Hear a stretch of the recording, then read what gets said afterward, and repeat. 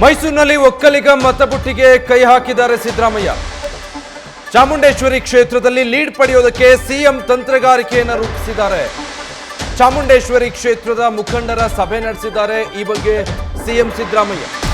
JDS ಶಾಸಕ ಜಿಟಿ ದೇವೇಗೌಡ ಪ್ರತಿನಿಧಿಸುವಂತಹ ಕ್ಷೇತ್ರ ಇದು.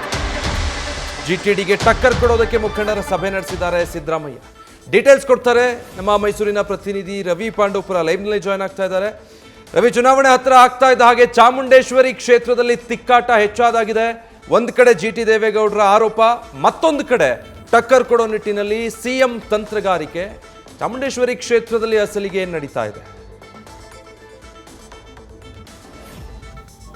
ಗತಾಯ ಮೈಸೂರು ಕೊಡಗು ಲೋಕಸಭಾ ಕ್ಷೇತ್ರದಲ್ಲಿ ಬಿಜೆಪಿ ಜೆಡಿಎಸ್ ಮೈತ್ರಿ ಅಭ್ಯರ್ಥಿ ಶ್ರೀ ಯದುವೀರ್ ಕೃಷ್ಣದತ್ತ ಚಾಮರಾಜ ಒಡೆಯರ್ ಅವರನ್ನ ಗೆಲ್ಲಿಸಿಕೊಳ್ಳಲೇಬೇಕು ಎಂದು ಹಠಕ್ಕೆ ಬಿದ್ದಿರುವಂತಹ ಬಿಜೆಪಿಯವರು ಒಂದ್ ಕಡೆ ಮಾಸ್ಟರ್ ಪ್ಲಾನ್ ಅನ್ನ ಮಾಡ್ತಾರೆ. ಇತ್ತ ಕಾಂಗ್ರೆಸ್ ನಾಯಕರಾದಂತಹ CM Siddaramaiah, DCM DK Shivakumar ಆದಿಯಾಗಿ ಹಲವು ನಾಯಕರು ತಂತ್ರಗಾರಿಕೆಯಲ್ಲಿ ತೊಡಗಿದ್ದಾರೆ. ಅದರಲ್ಲೂ ಚಾಮುಂಡೇಶ್ವರಿ ಕ್ಷೇತ್ರದಲ್ಲಿ ಸಿಎಂ ಸಿದ್ದರಾಮಯ್ಯ ಅವರು ಅಖಾಡಕ್ಕೆ ಧುಮುಕಿದ್ದಾರೆ. ಅಲ್ಲಿ ಒಕ್ಕಲಿಗ ಮತಗಳೇ ಹೆಚ್ಚಾಗಿರುವ ಕಾರಣಕ್ಕಾಗಿ ಒಕ್ಕಲಿಗಾಸ್ತ್ರವನ್ನ ಅವರು ಪ್ರಯೋಗವನ್ನ ಮಾಡಿದ್ದಾರೆ.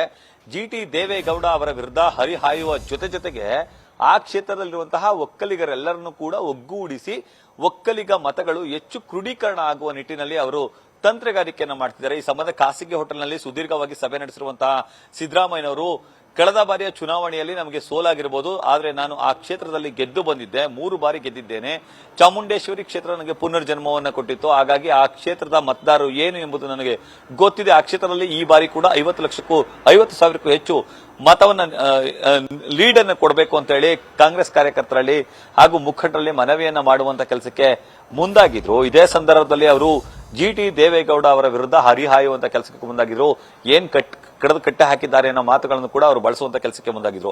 ಹೀಗಾಗಿ ಅದಕ್ಕೆ ಟಕ್ಕರನ್ನ ಸದ್ಯ ಜಿಟಿ ದೇವೇಗೌಡ ಅವರು ನೀಡಿದ್ದಾರೆ. ಅವರು ರಾಜೀನಾಮೆಯನ್ನು ಕೊಟ್ಟು ಚುನಾವಣೆಗೆ ಬರಲಿ, ನಾನು ರಾಜೀನಾಮೆ ಕೊಟ್ಟು ಚುನಾವಣೆಗೆ ಬರ್ತೀನಿ ಅನ್ನೋ ಮಾತುಕತೆಗೂ ಕೂಡ ಅವರು ಮಾಡುವಂತ ಕೆಲಸಕ್ಕೆ ಮುಂದಾಗಿದ್ರು. ಜೊತೆಗೆ ಈ ಅಂದ್ರೆ ಮೈಸೂರು ಕೊಡಗು ಕ್ಷೇತ್ರದಲ್ಲಿ ಒಕ್ಕಲಿಗರೇ ನಿರ್ಣಾಯಕರಾಗಿರುವಂತಹ ಕಾರಣಕ್ಕಾಗಿ, ಅಂದ್ರೆ 5,05,000 ಮಂದಿ ಒಕ್ಕಲಿಗರಿರುವ ಕಾರಣಕ್ಕಾಗಿ ನಿನ್ನೆ ಪಿರಿಯಾಪಟ್ಟಣದ ಶಾಸಕರು ಹಾಗೂ ಸಚಿವರಾದಂತಹ ಕೆ ವೆಂಕಟೇಶ್ ಅವರು ಸುದೀರ್ಘವಾಗಿ ಮಾತನಾಡ್ತಾ ಪ್ರತಾಪ ಸಿಂಹ ಅವರು ಒಕ್ಕಲಿಗರಾಗಿದ್ರು, ಅವರಿಗೆ ಒಕ್ಕಲಿಗರಿಗೆ ಟಿಕೆಟ್ ಅನ್ನು ತಪ್ಪಿಸಿದ್ದು ಡಿ ದೇವೇಗೌಡ ಅನ್ನೋ ಮಾತನ್ನ ಹೇಳುವುದರ ಜೊತೆಗೆ ನಾವು ಕಾಂಗ್ರೆಸ್ ಪಕ್ಷದ ಅಭ್ಯರ್ಥಿ, ಸಾಮಾನ್ಯ ಅಭ್ಯರ್ಥಿ ಹಾಗೂ ಕಾಂಗ್ರೆಸ್ನ ಲಕ್ಷ್ಮಣ್ ಅವರಿಗೆ ಟಿಕೆಟ್ ಅನ್ನು ನೀಡಿದ್ದೀವಿ, ಅವರು ಲಕ್ಷ್ಮಣ್ ಅವರು ಒಕ್ಕಲಿಗ ಸಮುದಾಯಕ್ಕೆ ಸೇರಿದವರು ಅನ್ನೋ ಮಾತನ್ನ ಹೇಳುವ ಮೂಲಕ ಒಕ್ಕಲಿಗ ಕಾರ್ಡ್ ಅನ್ನ ಪ್ಲೇ ಮಾಡ್ತಿದ್ದಾರೆ. ಅಂದ್ರೆ ಕಾಂಗ್ರೆಸ್ನ ನಾಯಕರೆಲ್ಲರೂ ಕೂಡ ಈಗ ಒಕ್ಕಲಿಗ ಕಾರ್ಡ್ ಅನ್ನ ಪ್ಲೇ ಮಾಡುವಂತ ಕೆಲಸಕ್ಕೆ ಮುಂದಾಗಿದ್ದಾರೆ. ಕಾರಣ ಇಲ್ಲಿ ಒಕ್ಕಲಿಗರೇ ನಿರ್ಣಾಯಕ, ಒಕ್ಕಲಿಗರ ಮತಗಳೇ ಇಲ್ಲಿ ಅಂತಿಮ ಆಗುತ್ತೆ. ಈಗಷ್ಟೇ ನಾಮಪತ್ರ ಸಲ್ಲಿಕೆಯ ಬಳಿಕ ಖುದ್ದು ಉಪಮುಖ್ಯಮಂತ್ರಿ ಡಿಕೆ ಶಿವಕುಮಾರ್ ಅವರು ಕೂಡ ಅದೇ ವಿಚಾರವನ್ನ ಪ್ರಸ್ತಾಪ ಮಾಡಿದ್ರು.